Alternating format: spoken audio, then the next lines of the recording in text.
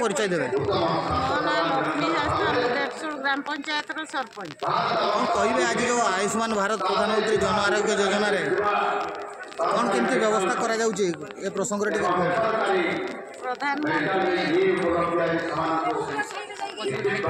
आयुष्मान भारत प्रधानमंत्री जन आरोग्य कल्याण योजना 5 लाख टका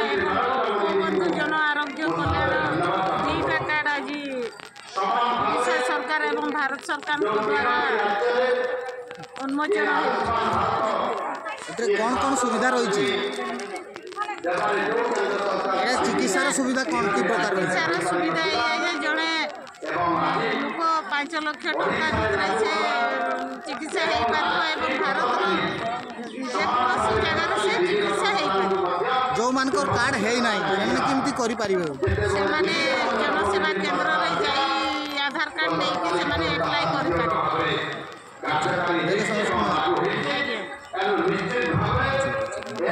परिचय देवे नाम कहे मो नाम हूँ एस के अहमद घर रासगोविंदपुर।